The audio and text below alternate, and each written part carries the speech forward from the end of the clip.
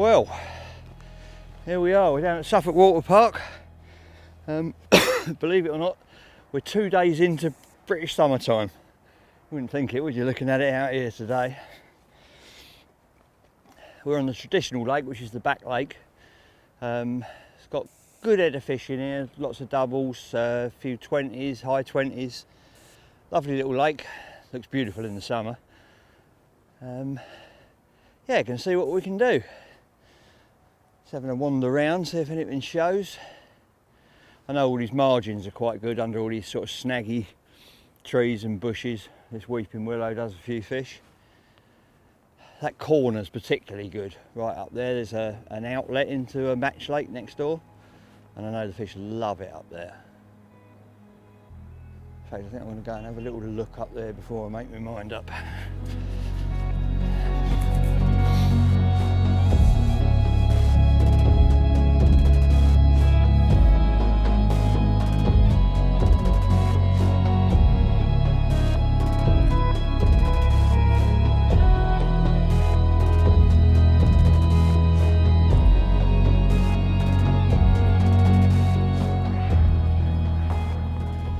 Right, here we are down in the corner swim. Do like the look of this. Wind trickling in here. I know it's done a few fish down here in sort of over the weekend. The lake was fishing quite slow, but it's properly picked up over the weekend. There was quite a few out. They love it along this bank here, under these bushes and that. Prime area for them. Yeah, no, I think I'm going to start in here. I've even chucked the dog a bone, so I don't think I'm going to manage to move her anywhere. You haven't met my new dog yet, have you? Yeah, she is. Madalena, who's not going to let me anywhere near her bone, are you? You're a good girl. She's got half a cow there she's happy with, so. She's settled, and I think I'm going to settle in here and start. Got to start somewhere. Hopefully the rain will stop soon. If the sun comes out, I might even try some floaters. It's quite a good lake for floaters. Good surface reputation. Right, let's get some rods in the water.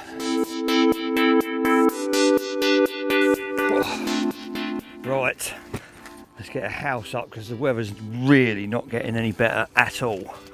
It's raining, it's cold.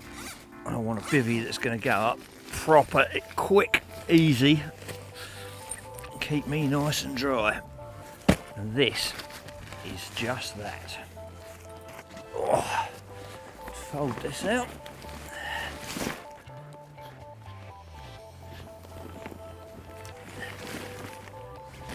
It's easier with these if you peg them in first. Just keeps the shape a bit.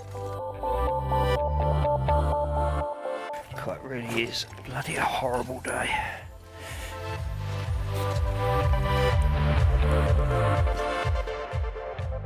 Right, so we just slammed that in there, give him a few pumps, and we'll have an instant hotel.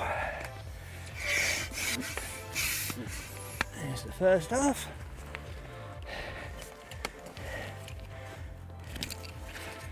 And here comes the second half.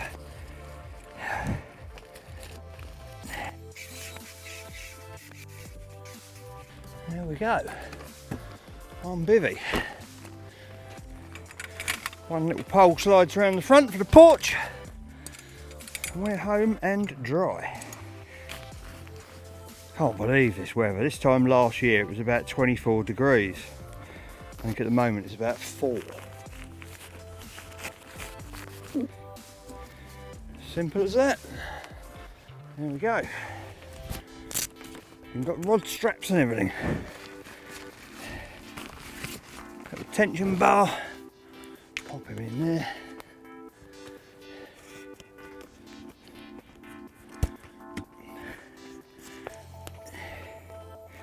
No, you can't go to bed yet.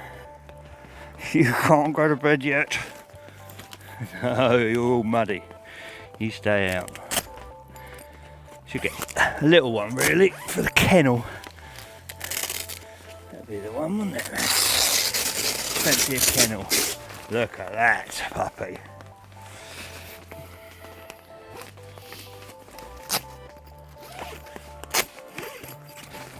Right, see you later.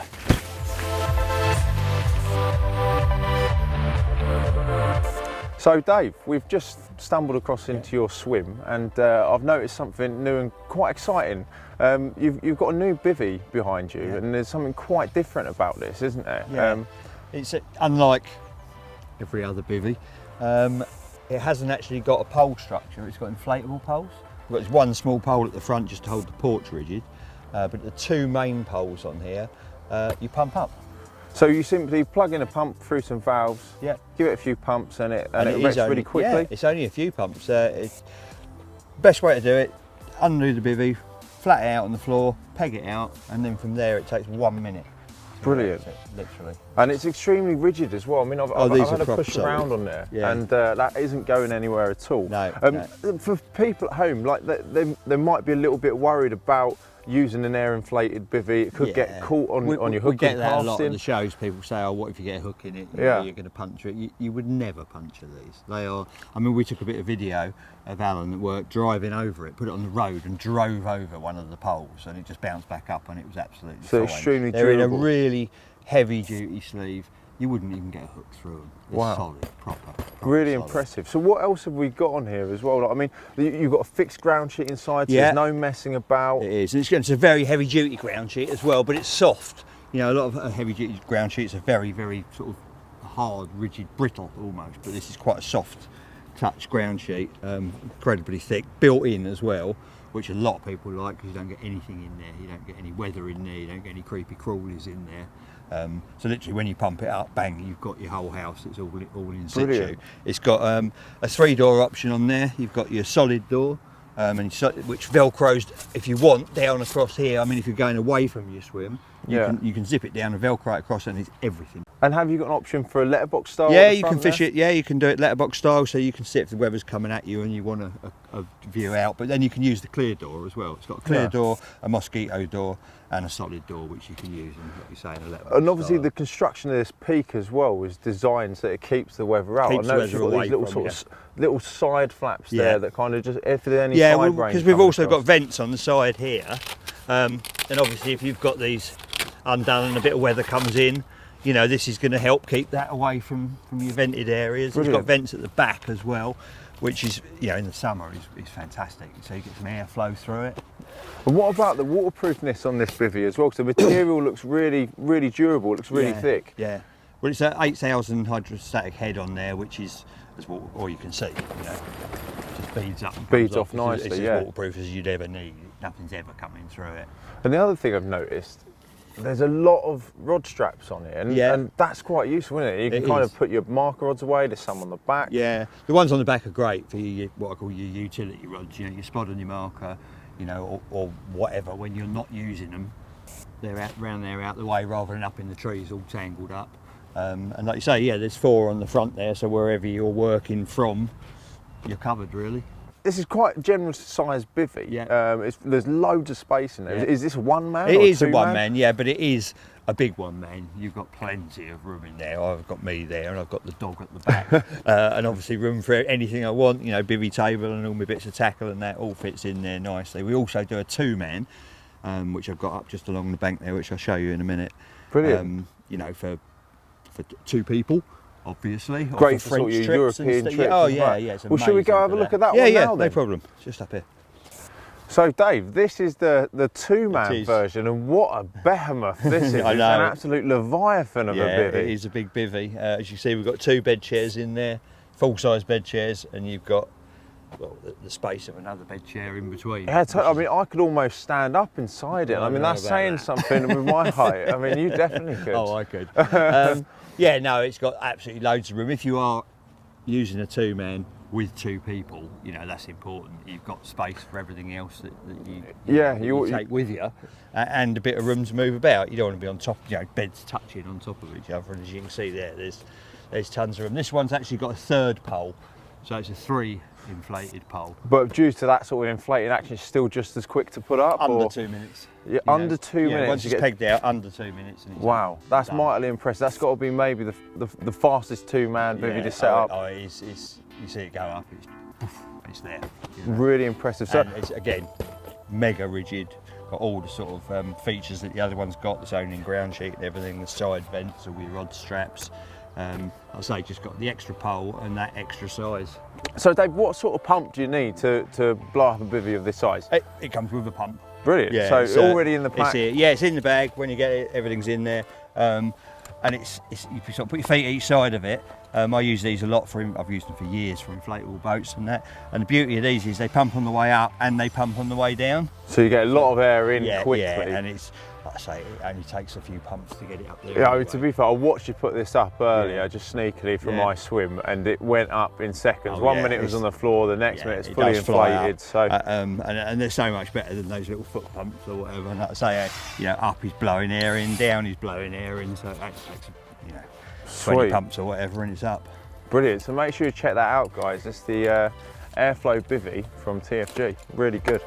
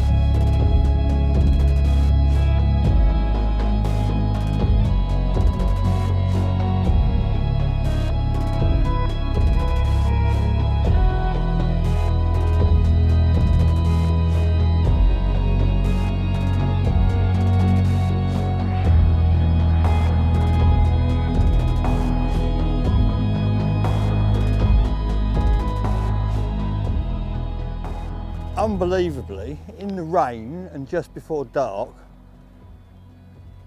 Al spotted a fish on the top. I fired out a few mixers and I've got them going on the surface, and I've just hooked one on a floater rod that I haven't used since about last August. He had a very blue furry mixer on the end, which I broke off, put on a chopped down pop-up, and we got one on the end. Very exciting. Fish off the surface.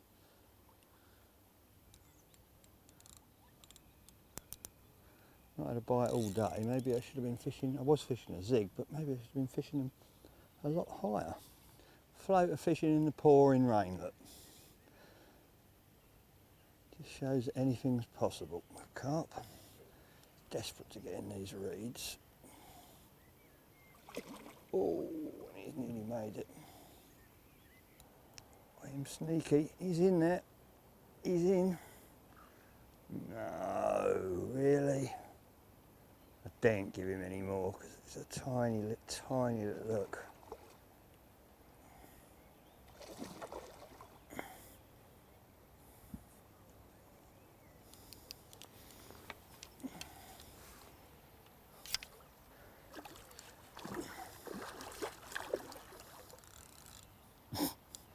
He's having a proper go. He's not that big. He's pretty.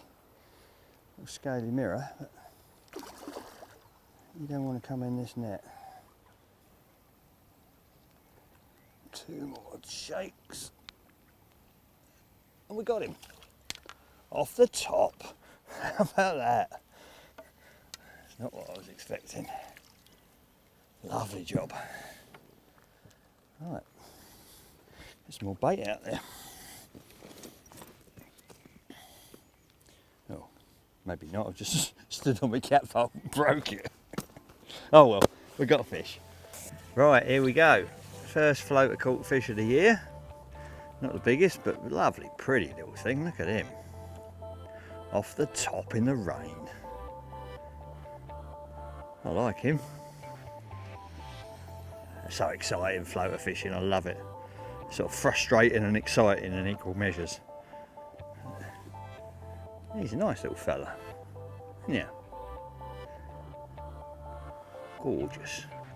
Right, let's pop you back. So we're here at Suffolk Water Park, and it's a very popular day ticket venue.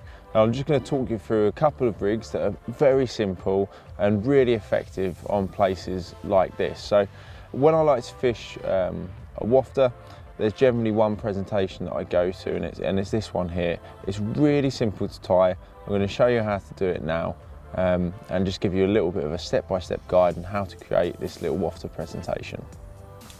So first of all, we're going to get some jelly wire.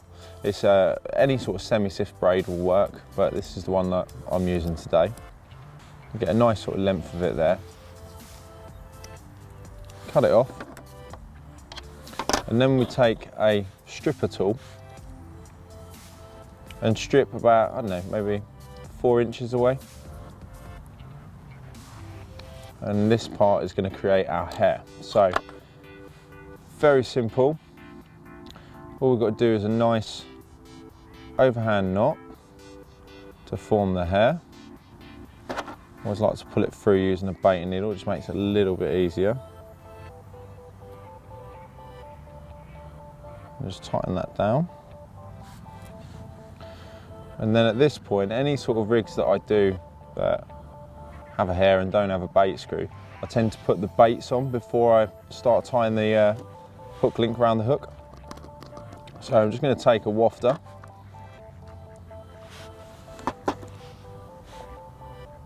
just going to pierce that through with a baiting needle and simply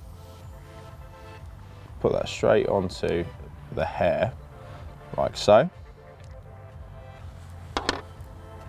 I'm going to grab a little bait stop, push that in there and just tighten it down. There we go. Now that part's done, all we're going to do is take a nice curved shank pattern, or any sort of anti-eject style works well, which allows the hook point to hone in the bottom lip a little bit quicker, in my opinion. And then we take the end of the hook link and pass that through the back of the eye. And run the bait all the way up to the top there. And then you want a relatively generous hair. I don't like it too close to the hook point. I like to have a bit of movement in my hook bait. So all we're going to do is now turn 1, 2, 3, 4, 5 times, and then we're going to let the hair fall down like so, and we're going to go in front of the hair now as well. So we're going to go 1, 2, 3, 4, 5 times in front of the hair, and then we're going to wind up once beneath the hair, once above the hair, and around to the back of the eye. And then just pass the line back through the eye, pull it tight, and then what you're left with is a hair that sort of sits off at this kind of nice angle where the bait's got loads of movement, it's really high up, and it makes the hook point a lot heavier than the bait. And the bait's a neutrally buoyant bait, so that's just going to waft above the hook point, just like so. There's loads of movement there, and when the fish sucks it in, the hook point is going to drive home a lot quicker. So once we're at this stage, what I'll do is I get the stripper tool again and simply strip back the coated braid just a little bit in front of the hook so there's more movement. Yeah, so we've got another little hinge point there with a lot of movement. And it also creates a nice little anchor point to add putty to. So I'm just going to take a little bit of rig putty, flatten it in your fingers, and then apply it to the bunched stripped braid there. Don't need a great deal, just a little bit, keeps it all pinned down on the deck. And then to finish it off, all we have to do is do a nice double overhand loop at the end. You could tie it straight onto a swivel, but I like to use quick change swivels on my lead clip or helicopter setup. Just a simple double overhand. It creates a nice loop at the end.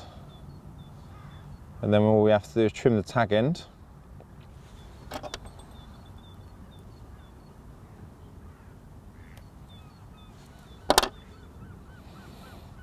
And that's it, job done. So all I tend to do is I use quick change swivels. I just add an anti-tangle sleeve on the end there and attach it to my leader. And you can fish this in a helicopter rig setup or even on a lead clip setup. Preference is totally yours, but it's a great, simple and really effective rig to use on day ticket venues.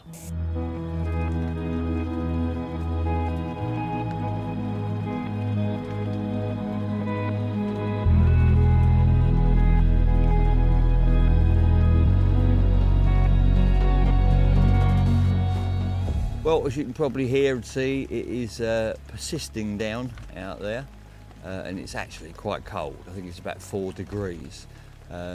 We've come out a few weeks earlier than we normally do to shoot the DVD this year, and I think we might have come out a little bit too early. The fish have shut up shop. We had no bites in the night.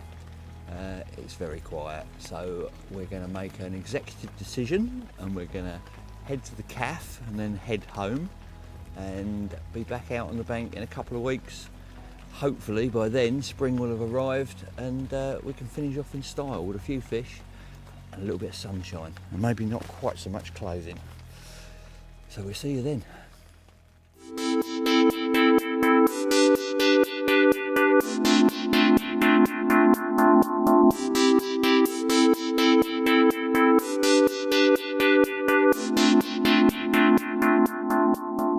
Right, here we are, we're back again at the Suffolk Water Park on the traditional lake. We're exactly a month from when we had to break off because of the hideous weather.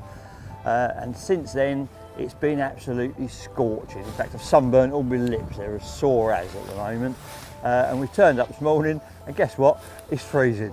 There's a wind blowing in here. I wouldn't say freezing, but it's not exactly tropical. But we got what we got. We've got this end of the lake. I've already been around and sprinkled a few baits under a few bushes. There's a lovely looking tree around the corner here which is very inaccessible, and I'm sort of hoping that most people don't go to the extremes that I'm just about to get a bait under the branches. So let's go. Right, first of all I'm going to need a stick out here which is going to be a fulcrum. Good word. It's actually just going to keep the line out of these reeds till I get a bite, and then I'll have a good enough angle over the top to play one. And hopefully there's not a shelf here and I'm not just about to disappear. Oh, it's a little bit deeper than I was anticipating, but it will still work. I'll just keep the line out of the way. Get rid of a couple of them little tops there.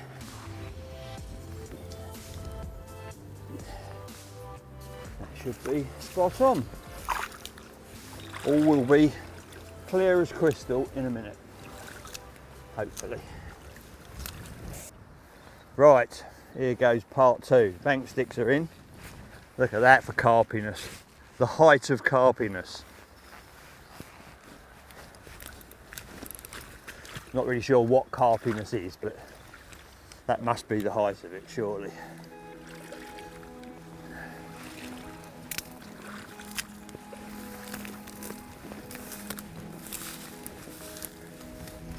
Things I do to get a bite.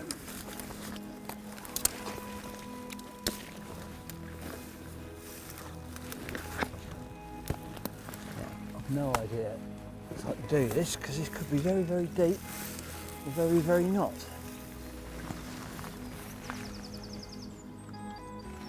So swing that down there. There. Right under the branches. Right, so we've got back to the swim. We've got the line clear of all the reeds. And that pole is just going to stop it blowing in there. Like I say, if I get a bite, it's no problem because I've got a direct angle over those reeds because they're still in their sort of winter mode. Oh, lost my pole there for a minute. That's it.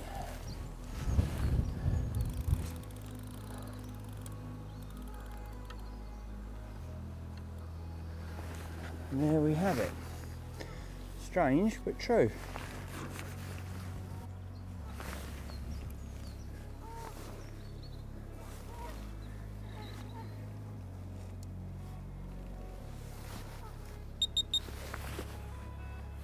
Now we've just got to wait for it to rip. All good fun.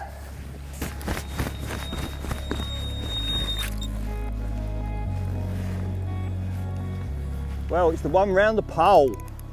Maximum effort equals maximum reward. I'm so glad it was that one.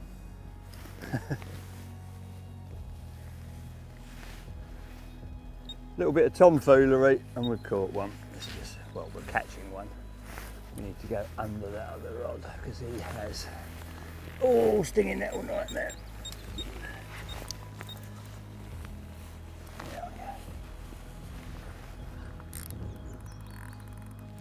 It all worked like a dream, didn't it? Rod ripped round, lifted the line up, in contact, out he came. Oh, he's having a round now. Having a proper go. Come back. Sometimes just them little spots that are not the normal. I mean, this swim's very popular.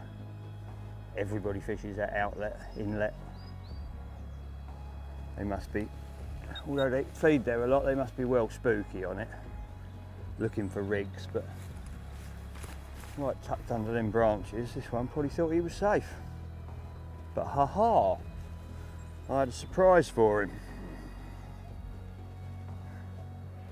A nice sharp bit of steel. Little white wafter, and a handful of 10 millers under there. He's pulling fairly well, I don't think he's a tiddler.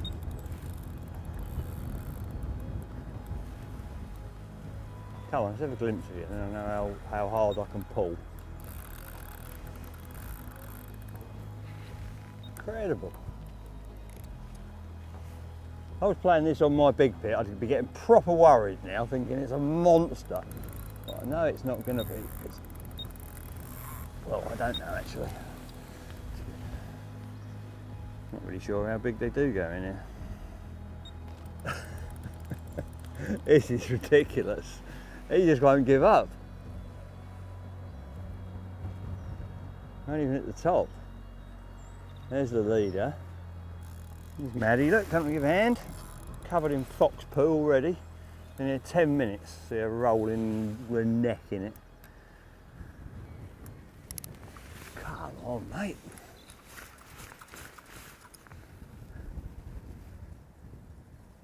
If I was watching somebody else now, I'd be saying, what is he doing over there? He's had that fish on ages.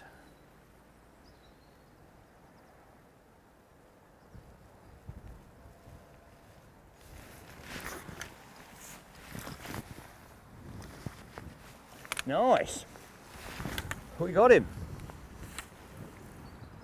Oh, he's a nice one. Nice big common. Lovely job.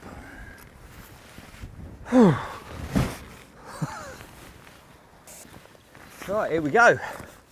First one of the trip on the pole rig. It's a nice fish actually. Oh. Off, go on. You'd think it'd be knackered after all that fighting, but it still wants to have a go on the mat. There we go. He's lovely, isn't he? Lovely colour. And fins, a tail, bright orange at the bottom there. I'm happy with that one. Very happy indeed. Love it when a plan comes together. You are gorgeous. Right, slide him back, try and catch another one.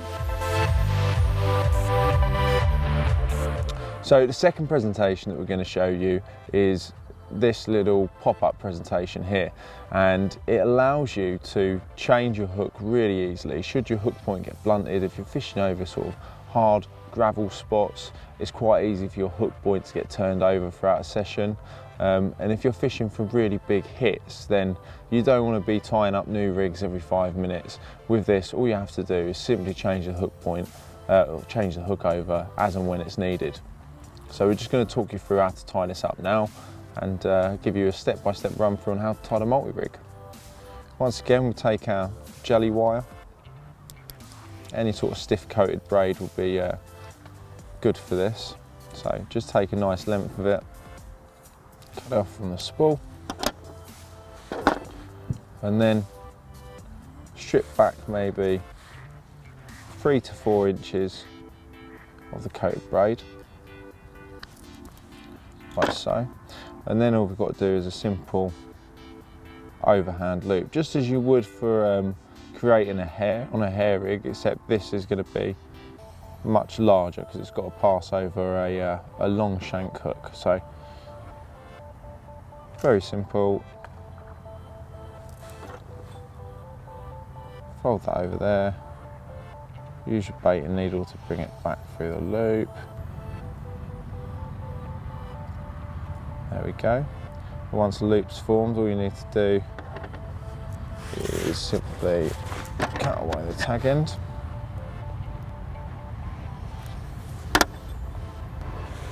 Now we're just going to take a long shank hook. So this is what we're going to be using from PB products. They're really nice and sharp, great little hooks those, in a size 4. Size is totally dependent on what you feel confident in. I like to have a big hook because I like it to sort of catch hold and not come out. So then you take your looped end and just pass that through the eye of the hook, just like that. And then we'll grab a nice little bait swivel and just attach that onto the loop tag end like so. So it sits against the hook like that. And then all we've got to do is pass that loop over the shank and back around the point.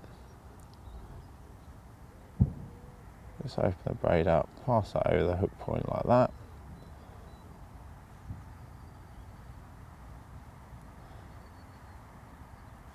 And then your bait swivel will be able to run up and down like so. Now you can use a bait ring and floss your baits on if you want to, but for me this rig's all about fishing quickly, and I just like the bait screws. They're just nice and easy. You screw your baits on and you don't have to worry about messing around with lighters or any of that stuff. So the next little thing that I do is I like to use this in conjunction with a liner just to give the hook more turn, and these are the ones that we're going to be using today. They're made from 95% tungsten as well, so sort of act as a counterbalance to your pop-up, so you don't need to use as much putty really. And then we just thread that onto a baiting needle. You can just pass it straight onto your line, but I just find it a little bit easier to have that on a baiting needle and just pass it through like that.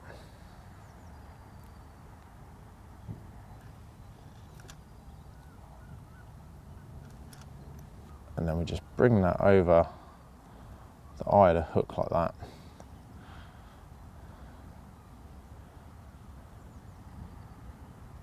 Just pass that onto the shank, and that creates a really nice aggressive angle there. Now the next thing to do is just to strip back the coating ever so slightly, just to give you a little hinge point as you're fishing a pop-up. It's also a good place to anchor your putty on, and that hinge point, sort of make that as far away from the hook or as close to it as you want to, and add your putty there so it gives you the height of how the pop-up's going to be sitting in the water. I like mine to pop up off the bottom quite a bit, so I've got maybe ½ an inch away from the hook there. And then we grab some putty.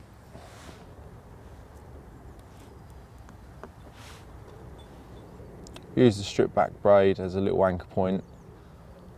Wrap your putty around there. And obviously use as much or as little putty as you need to get the sort of perfect balance with your hook bait. Test the rig and the margin to make sure you've got the perfect buoyancy for you. Then add a double overhand loop at the end. And again, I'll just add an anti-tangle sleeve to that, and that'll go straight onto my quick link, whether it's on a lead clip setup or on a helicopter setup. I generally tend to use helicopter setups a lot more when I can get away with it. I just find them a little bit more effective. And then we add a nice pop-up onto the bait screw. Some nice bright visual pop-ups. These ones have been pre-soaked as well. So it's super attractive. Great for this time of year. We're just coming to spring. Single hook bait fishing comes into its own at this sort of time of year for me, and this is a great rig just to fling around the lake. You know it's not going to get tangled. It's going to pop up off the bottom away from any debris, so you're always going to be fishing. And then that's the finished article. So let me just show you this. Just put that in there. And that just sits up off the bottom, primed and ready for a fish to catch hold. And the beauty of this rig, like I said, you can change the hook really easily. If you're fishing for big hits, you're going to be catching a lot of fish, then this is a really effective rig to keep yourself fishing effectively in a really short space of time. You don't have to keep tying new hook links. You simply change the hook over as and when you need to. Obviously it pops up and you had the added blowback effect as well on the bait there, so every single time the fish sucks it in, it'll go to blow it back out, the bait gets out of the way, leaving the hook all the room it needs to take hold and get stuck into that bottom lip and give you a rip-roaring take. So that's my version of the multi-rig. I'm sure you may have seen it before, but it's a lovely little step-by-step guide on how to tie it. And yeah, it's a rig that's done really well for me in the past, and it's great to take to any sort of day ticket venue, any venue at all really, and I hope it catches you some fish. So we're down here at Suffolk Water Park with Dave, and he's just had an absolute ripper. So Dave, that absolutely screamed off. It did, it was bang on cue, wasn't it? Just as we were about to do a little piece to camera. Yeah. It's always the way, isn't it? Yeah. As soon as you start talking, the rod goes. So it's the second bite of the day. It is, both on this rod, both that I've walked down there and hand placed under the tree, just for something a bit different. Obviously works. Just makes, things like this make me wonder. You know, I'm sat here, I've got 3 rods.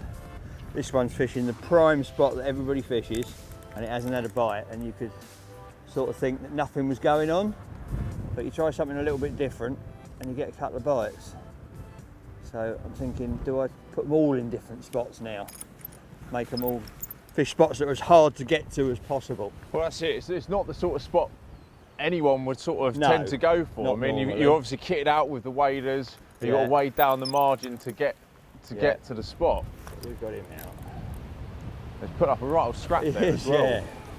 There's some nice fish in here as well, there are isn't some there? lovely They're pretty fish in here, yeah, they're gorgeous looking fish. Some nice sort of golden commons and some lovely scaly mirrors. A lot of doubles and quite a few 20s in here now, it's really coming on. This is quite a local lake for you as well, isn't it? Yeah, is this somewhere you sort of flitter onto every now and then for occasionally, a bit of fun? Yeah, come up here for a bend. Yeah, it's only, I don't know, 15 miles. Well, another fish just jumped out, yeah, they're definitely on it. They are, aren't they? They're going to find you a net. Can you grab one net? I can. They're here. Handily right, not in the right place. Nice one, cheers. Talking of nice little scaly mirrors, there is one. Right, here we go, fish number 2. A bit smaller than fish number 1, but nice pretty one. Again on the pole rig. I like it under that bush. Wind's pumping in there, sun keeps poking out, it's absolutely ideal territory. I see that one roll just in the mouth of the bay while I was playing this, so there's a few about. I repositioned my zig into the mouth of the bay just now, so if they're coming in high to get under that bush, I might ping one off on that as well. That's my plan. Always got to have a plan, Stan. Whoop, whoop, whoop, whoop, whoop, whoop, whoop. There he is. Right, slip you back. Try and get number 3. There we go. Off he goes. Lovely little mirror. Thank you very much. Ta-da. So following that rather sharp interruption there, Dave's managed to bag another carp. It's the second one of the session so far. It's a really pretty little mirror, that one, nice, wasn't it? Yeah, it was a lovely one, wasn't it? It came perfect timing, really, didn't it? Tell us a little bit about the spot that you were fishing there, Dave, because it was a little bit of a sneaky one, wasn't it? And it's the sort of spot that I think most people would overlook. Probably. It was a bit tricky. I had to put that bank stick in the water to sort of bend the line around the corner. It's just sometimes, you know, these fish get fished for all the time. They get fished for on the same spots all the time. So sometimes if you just try to think outside the box a little bit, sometimes it works, sometimes it doesn't. They're probably a little bit safer under there. Probably don't often get a rig under here. So they feed just a bit happier under there. That's my sort of theory on it anyway. Well, it's certainly worked today, yeah, it has, and I've just repositioned the other one into a tricky spot as well, hand placed it, and yeah, you just got to try these little things, haven't you? That's it. it. The main rod hasn't done anything. The one that, you know, that's normally the spot in this swim, so yeah, just trying something a little bit different. Yeah, and the carp dog's definitely liking it today as well, isn't she? Yeah, she loves it. I wouldn't be stroking her too much though. I've seen what she's rolled in. But we've been messing around with some new products from TF Gear today, and you've been using the air bomb quite a bit, I've noticed. So tell us a little bit about that. Yeah, well, it's like sort of a bit like a spod, I suppose, that that your bait goes in it and you cast it out, but beyond that it stops being a spod. It opens in the air rather than when it hits the water, and the beauty of that is you cast it out against a line clip on your reel, short of your mark and high in the air, so it opens, and rather than delivering just a small packet of bait on the bottom, it's actually giving you a proper spread. A wide spread. It's like catapult baiting, but at any range that you can cast. You know, you can cast 80 yards under an island, stop it short, and that's another thing about it. You can, if you're fishing over under overhanging trees, you're never going to lose it in the trees because you're stopping 10-15 yards short, and you're actually firing your bait in like a shotgun effect. It's a safer version of bait delivery that sort of scenario. It's sort of an aerial version. So you know, you're hitting the clip, it's opening in the air, but obviously your bait's still travelling with that same velocity. What type of baits can you use with it? Because it's quite a versatile product. It's not just for boilies or puggers. Anything at all, scoop up whatever you like. I mean, for floaters, I'm hoping this wind drops off, because I love floaters in there. I mean, I had one when we did the first part of this in the rain, and it was cold then.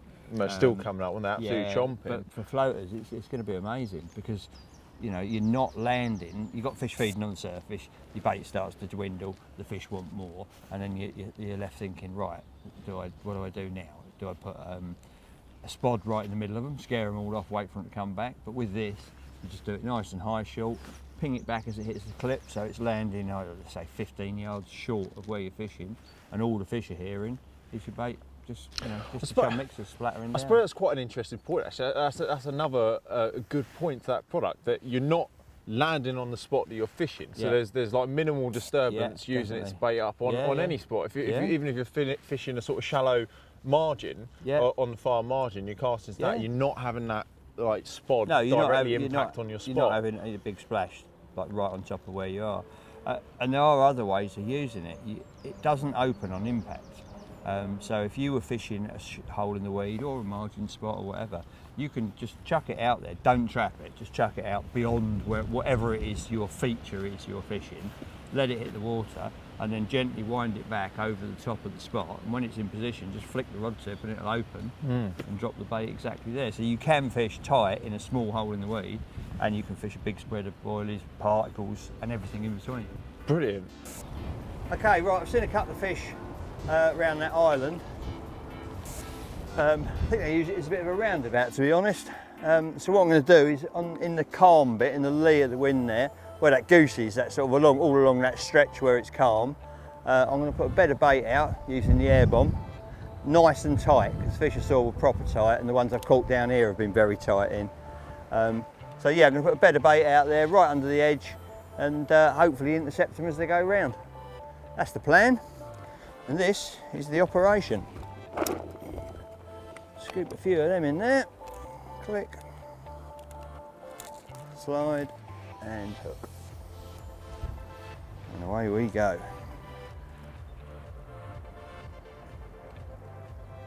Nasty old crosswind going on, but should cope with it.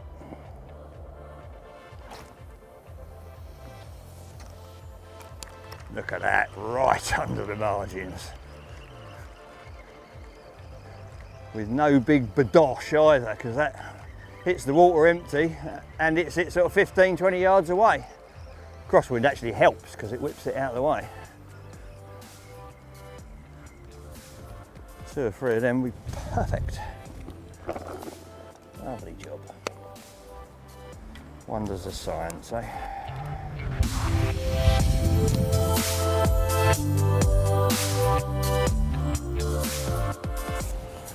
So what's going on here then, Dave? I've seen you smash some baits tie up to the island. And as you've seen from next door, the beauty is you can get them right under the island, no danger of actually hanging it up in the trees. Yeah, I see. It's good. It's definitely a safer way of baiting up close to snags. It's shallow under the edge there, and I'm not getting a big boosh as it's hitting. You know, as the fish coming round, all they're getting is bait on top. So you're not spooking them off not as easily. Them at all. That's good. Do you use this a lot in your own fishing? Yeah, it's.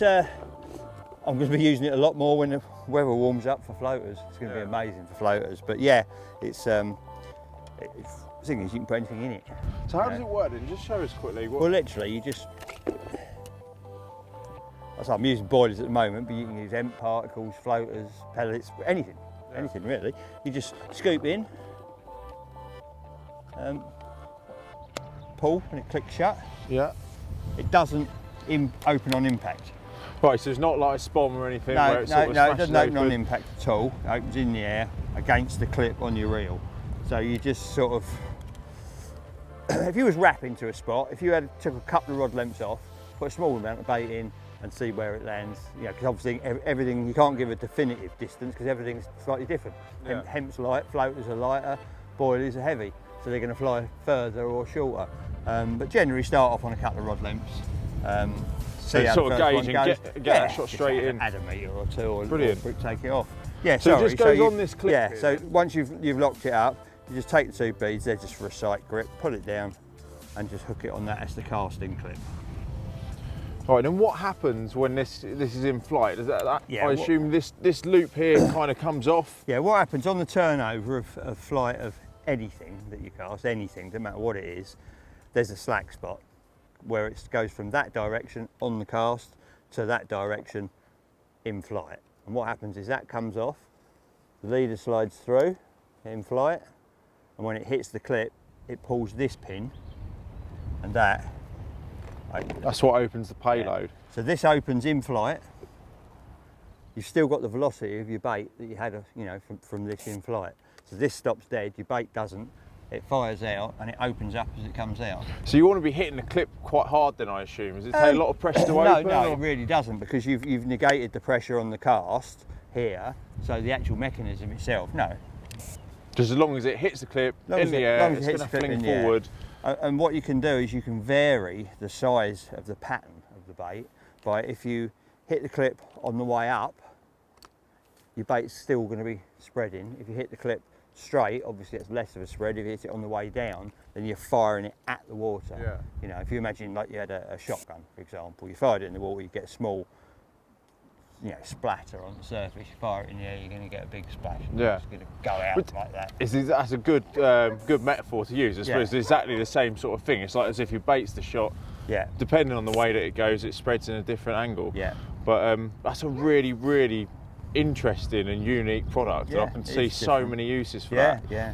I mean, there are other ways of using it. If you, for example, if you wanted to fish a small spot, say I don't know, say you filled it full of hemp, say, and you've got a weedy lake and you've got a little hole and you want to be exactly in there. It's out of catapult range.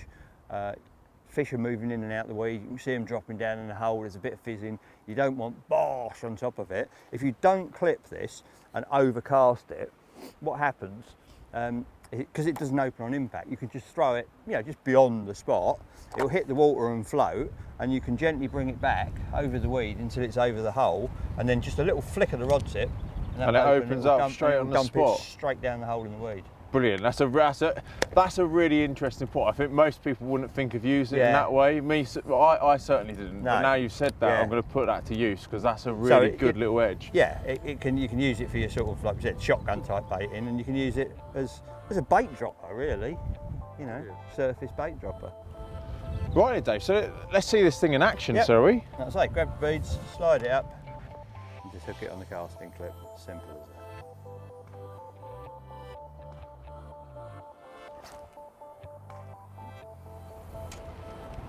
Straight on the money. I know. It's brilliant. Look how far that landed back. Yeah. Way back, wasn't it? A net for you there, Dave. You're in again. I am. Cleaning up today, aren't you? That rod had just baited off the island. It just goes to show that stealth baiting definitely works, doesn't it? Yeah, it's been out there, what, 5 minutes? Just baited over the top of it. And she's away. Unfortunately, she's kiting around into your swim, so hopefully yours won't go. So this was the rod just fishing out to the island then? I've just finished doing all that, putting the bait over the top, splash free, and we're in. Hopefully it's another pretty one. Yeah. There seems to be a really nice stock of fish in this lake, isn't it? They're all really nice. They are very nice carp in there.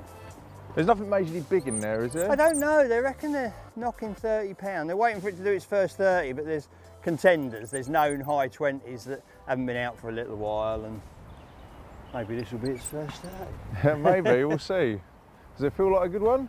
I'm unsure at the moment, to be honest.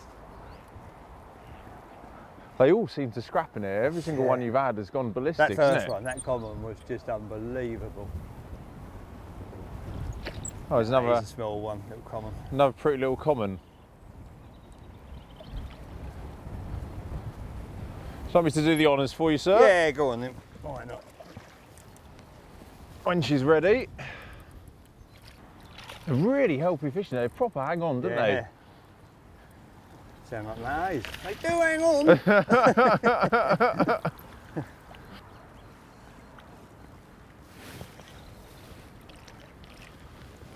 And there we go. Yeah, perfect.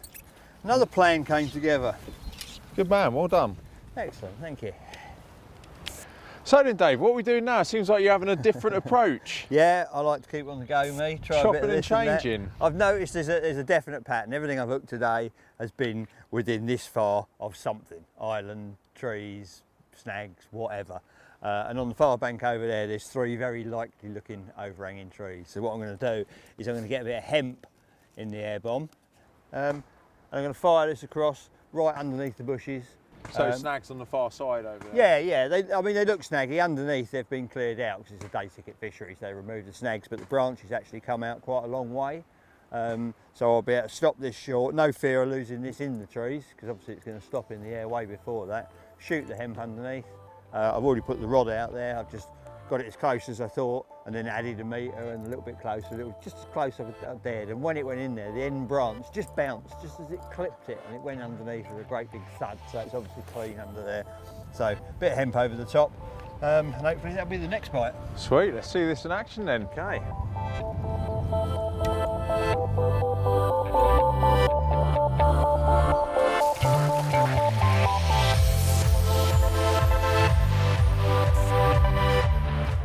So this is the final presentation we're going to show you, and this is an off the bottom presentation. It's a really simple zig rig, and it's utilising PB Products brand new little zigger liners. They're quite a cool little product actually. They come in 2 forms. There's a longer version that's like a zig shrimp, and this version that is a sort of a snail effect. So we're just going to show you how to tie that up. It's a really simple rig, and some really good components used here that I'm sure are going to bring you some extra bites this season. First of all, I like to grab a chod hook or any kind of small wire gauge hook that's got a rather wide gape on it, I seem to find that a wide gape works more effectively on zig rigs. It doesn't really matter, it's more of a personal preference than anything, but for me, I like to use a small chod hook for all of my zig rig presentations.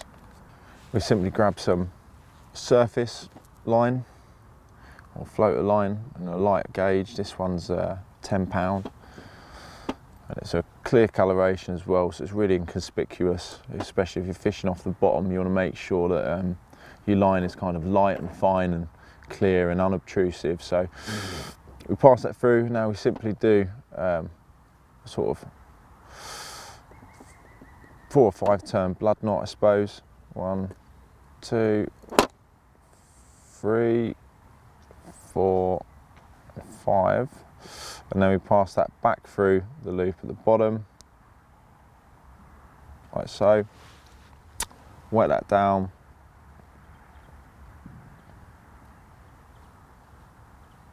Pull it all nice and tight. Give it a good tug and ensure it doesn't slip. Well, that's nice and strong. All we've got to do now is just cut this tag end off here.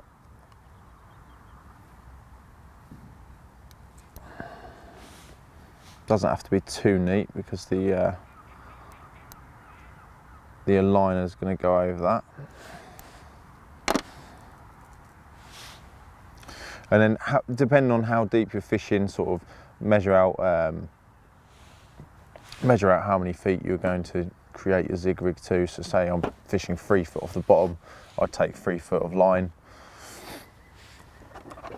And then you cut it off at whatever desired length you decide on. And then you simply thread on the little zig aligner. Just go straight through like that. And then you've got to push this over the eye of the hook. It's a little bit fiddly. And you want to get it to sort of this kind of position. As you can see, you've got a really nice wide gape on there, and it comes out at a very sort of acute angle that enables the hook point to catch hold whenever a passing fish takes your zig. So the only bit that's missing now is the buoyant foam, but you'll see this little hole in the middle there, and that's designed to take a nice circular piece of foam which comes supplied in a little pack. So I've got a white version here. I'm just going to cut that to size. So not a huge piece of foam at all, and you can pre-soak it in flavouring. I tend to sort of put mine in a liquid sweetener, but for the purpose of this demonstration we're just going to use a dry piece of foam. It doesn't really matter whether you do or not. I think they take on visual attraction as much as they take on scent with zig rigs. And you simply put it into the tool that comes in the little aligner pack. Push that all the way through, being careful not to hook your hands until it comes out at the end, and just sort of adjust the aligner so you get the right sort of angle on it. And then there we have the finished product. So let me just show this to you. Put that in there, and there's a lovely, very visual, extremely buoyant and highly attractive zig rig that will catch loads and loads and loads of fish this season off the deck. Give it a go. Right, okay, I've had a little feel about with a marker float. I'm looking for an area maybe for later on I can put a bit of bait down. I found a slightly harder patch halfway out there. It's where I actually had a bite on the first half of this and lost one. So I know it's a productive area, and I'm going to hemp it up.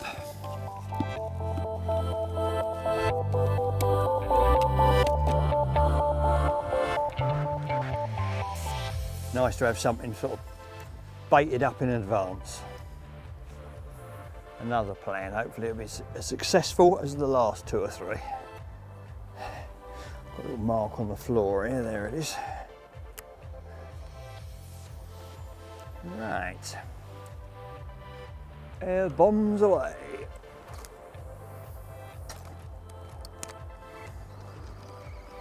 Okay, that lot landed just behind the float, so a lot easier than re-clipping when you're doing this sort of stuff.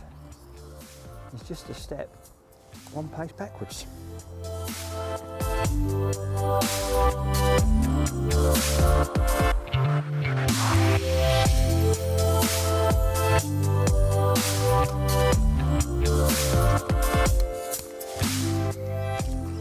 So Dave, I've noticed you're bringing the changes yet again. That's because of that. So the sun's come out. Sun's So out, what yeah. are we doing now? Well, the zig I tied up earlier, that's now out.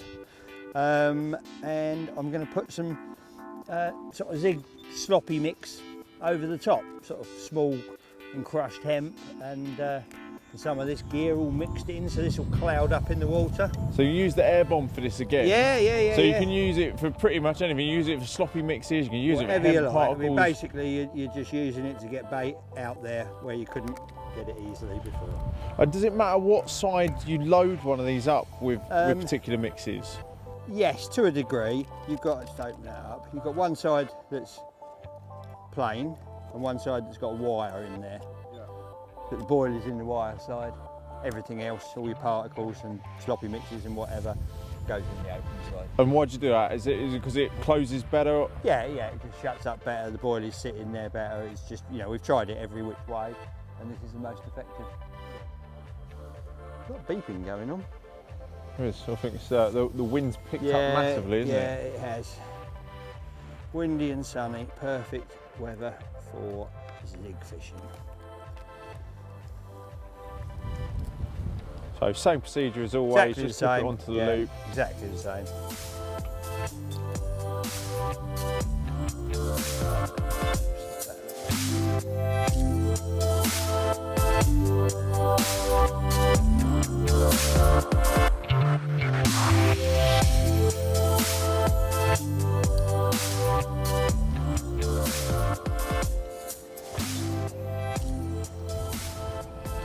So what's your theory behind doing this, Dave? You're spotting this kind of mix over the top of your zig? Yeah, so this is going to sit at all levels in the water column.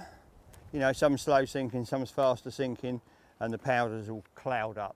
So, you know, if you saw this in the water, you'd have a cloud of milkiness, which is bait as well. You know, it's edible, and you'd have little particles of bait, some, and with shells and that, like the hemp, some sinks different to others, some comes back up, starts to sink, rises, goes down. So basically you've got a column of food there, and bang in the middle you've got a zig sitting there, so the fish come in to investigate, and hopefully that's what they nail. Brilliant. Can't let Dave have all the fun. Managed to sneak a bite out whilst he's up there trying to get them on the surface, and hopefully this one stays on and we can get him in. He's really kiting round to these snags here. I don't think he's big. I don't think he's big at all, but he's putting up a good account for himself anyway. It's a nice little common there.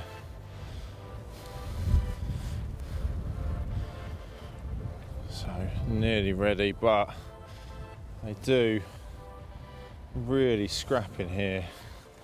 It was just while Dave was doing a piece of the camera, I saw one show literally very close to the island over there. I always get nervous when the cameras are on and the fish is putting up one hell of a scrap under the rod tip, because these are the moments when you're most likely to lose them. So hopefully if I play them nice and gently, we'll be able to get them in.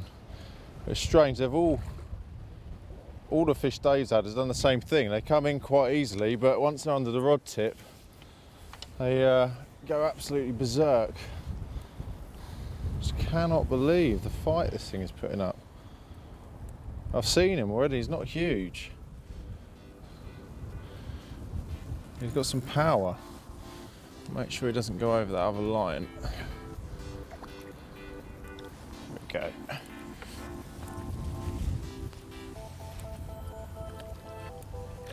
And after a spirited fight, he's in the net. Wow.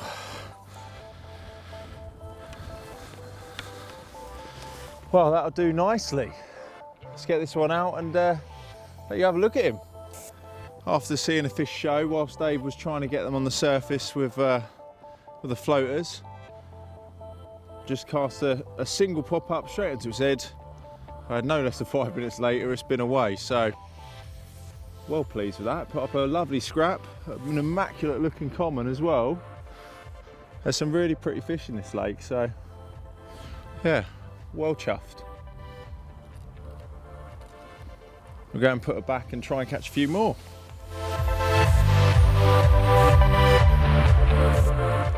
So some of you folks at home would know about a product called the Fish Buy from Total Fishing Gear. It's a fantastic feature finding device that interacts with your phone to give you visuals of what's on the lake bed. It's a marker float, but a really advanced version.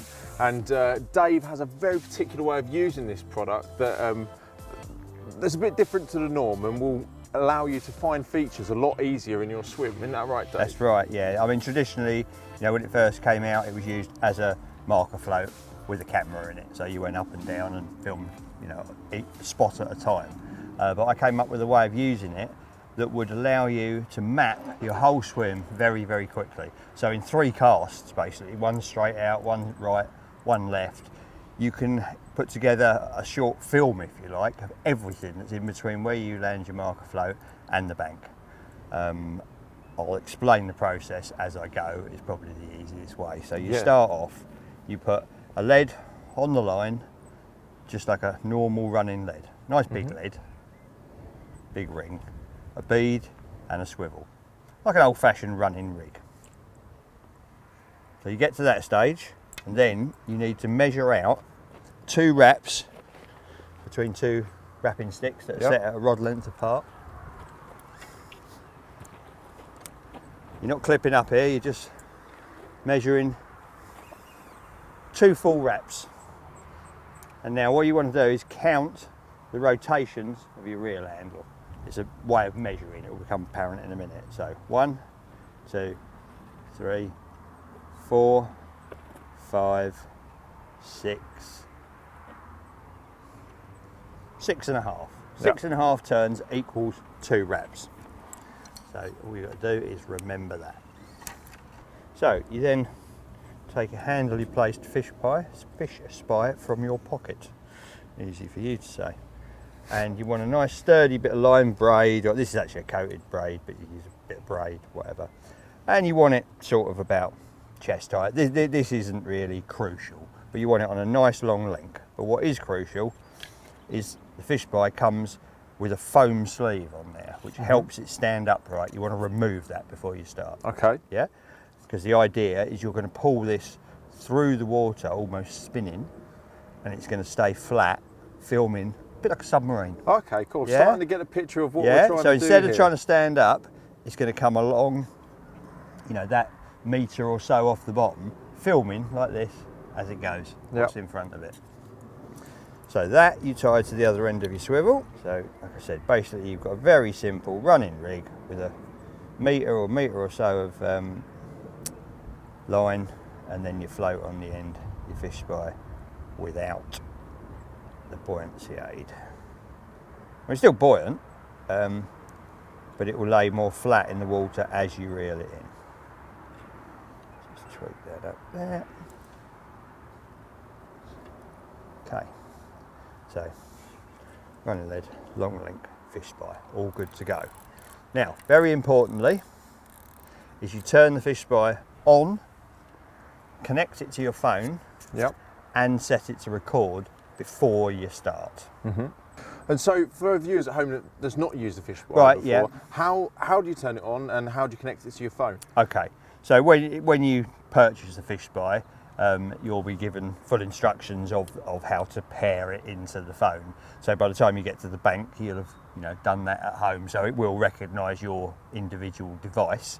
But to turn it on, there's 3 settings on there. There's an unlock, a lock, and a locked on. So you turn it on to the on position, ping it up on your phone. Like I say, you're bound to have tried this before you actually set foot on the bank. If you're using a iPhone, you'll have an app, and if you're using an Android phone, then you connect through the web. Yeah. You sort of, your web. You don't need any outside signal whatsoever. This is the sender and this is the receiver. And when you get your display panel up like this, Yep. You see that little movie, looks like a little movie camera. Yep. That's to record. So you press that, and it goes red. Brilliant. So, do you need to have like a Wi-Fi connection to use this, or No, this is like I briefly touched on there. This generates the Wi-Fi, and your phone receives the Wi-Fi. There's no outside influence needed. It doesn't matter whether you've got no signal, whether it doesn't rely on anything else. No satellites, nothing at all. So all you need is simply the fish by, your phone, and you're good to go. Absolutely. Brilliant. Yeah, it's like a mini hub that you'd have at home, and that's sending the signal, and this is receiving the signal. But now I've activated it. This is actually recording. So everything that this does now is going to be recorded onto here. Brilliant. Well, I'm really intrigued to see what you do with this setup now. Right, So shall we okay. give it a go? Yep, we move on.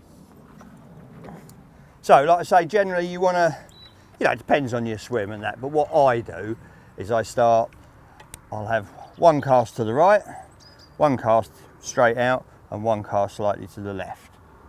They're all going to be on the same clip, which we'll set at a distance we're comfortable with.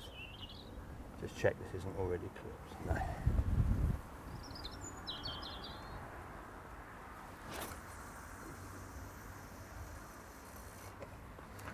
So it hits the water there. Okay, so we've got to a distance that we're comfortable casting. And now what we're going to do is we're going to put the line into a clip. So that's your starting point. Mm-hmm. Yeah. So that's Yep. the distance that the float is now. So I can measure that on the sticks and know exactly where we start from. So this is now recording, and the camera will be starting to sit up in the water. Yep. So holding the rod in one position, sideways, so like that. Yep. You're now going to do your 6.5 turns, and then you're going to pause. Okay. So you're 1, 2, nice and slowly, 3, 4, 5, 6.5. And you what pause. happens here? So what's happened, this has now recorded in a straight line for 2 rod lengths. Yep. Yeah? And when you play this back on your phone, you'll have a recording of the bottom sweeping underneath you. You'll be able to see absolutely everything as long as the water's clear enough. Yeah. And then after 2 rod lengths, or it can be 4 or 6 or whatever you like, the recording will stop because the camera's stopped. It will still be recording, but you'll see the movement underneath you, and then it will slow and stop, and then it will start again, and it will slow and stop, and then it will start again. And what that allows you to do is when you get it back to the bank and you replay this on your phone, you'll be seeing the bottom going nicely underneath you, and then it will stop, and then it will start again, then it will stop and start again. And then you think, oh, there's a spot. Yeah. And if it's after the 3rd time, for example, that it stopped, your clip minus How many 6 turns? wraps. Right. Because you've done 2 wraps for the first stop, 2 wraps for the second stop, 2 wraps for the third stop, so that's 6. If it's like 3.5 pauses back where your gravel spot comes, I get that, I like then that. you're between 6 and 8 wraps shorter than your clip mark. So you just come in, count your clip mark, say you're 18 wraps, and then you take off your 6, so you're 12 wraps. So then you can wrap up to 12, clip it up, and put it out there. And you know and have a exactly what you're closer fishing look. over. And what you get when you've done these 3 retrieves or 4 or 2 or whatever your swim takes or needs, you get a really quick idea of what is in front of you, because you've seen, like I say, just like looking out the window of a submarine. You see the bottom flying up, you see your lead in front of you bouncing along, you see puffs of silt coming up of the lead, and then you see a weed bed coming up towards you, and it's like being a scuba diver, then you break through the weed, and then there might be like a white shelf the other side. You think, oh, that's where I want That's to bait. the spot. Yeah, or there might just be some scrubby weed, and then you might see a silt depression. But literally in 10 minutes, you've got an overall view of your entire swim. I mean, it's simple but really effective. Yeah. I love the theory behind it, and I love the way that you can literally make as few as 3 or 4 casts. Yep. And you've got a really good idea of what's in It's your swim roughly and the where to same fish. distance you see a little piece of, you know, a strip of gravel, because it's got quite a wide angle. You know, if it's this high off the bottom, you're seeing quite a lot. It's not like you're only seeing a little tiny bit. It is amazing. And how many times has this method been a complete game changer for you? I mean, how many times in your fishing have you stumbled across spots that you've gone, oh my God, this is an absolute winner? I think it's always going to be. You know, if at roughly the same distance you see a piece of gravel where you're there and there, straight away you know there's a gravel bar running through. You know, and if it's further on the left, closer on the middle, and then quite a bit closer on the right, in your mind's eye, you're thinking, well, that's like that. It's not even in your mind's eye; it's in reality, because you've seen it. You're not imagining stuff; you are actually seeing a movie, moving picture of the bottom of your swim. That's brilliant. I mean, take swim map into a whole new level. Totally. I think it's personally, I think it's the very best use of the device. Right, well, should we try and see what features are in this swim now? Yeah. And see if we can map out some really unique spots that guys at home can go and try and fish. So, you just carry on. 1, 2, 3, 4, 5, 6.5. Just pause it, just briefly, just for a second. And then that's the pause where you know that when you're watching it back, you can count it back. It makes so much sense. It's a brilliant way of using this device.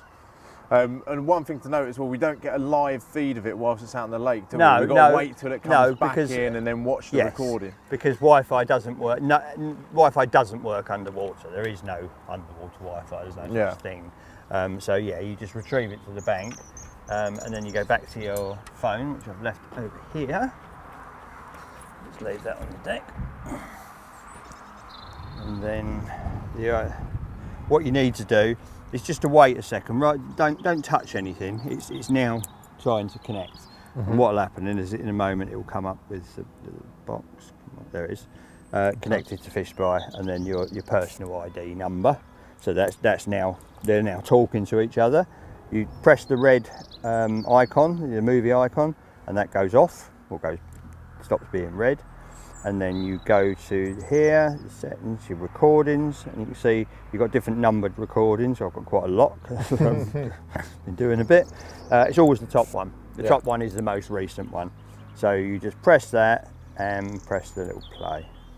And this is now showing. But what you will notice is that's upside down. Yeah.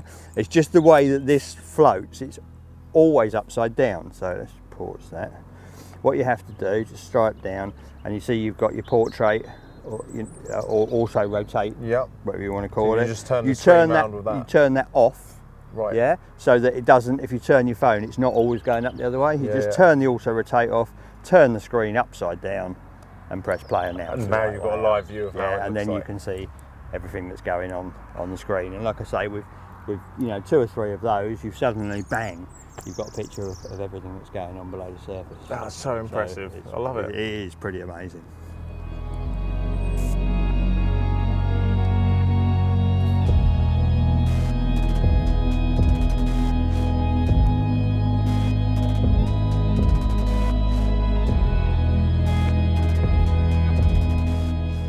Oh, I can feel that. As soon as I went to tighten down to that, I could just feel the gravel bar. It just went digga, digga, digga, digga, digga, digga.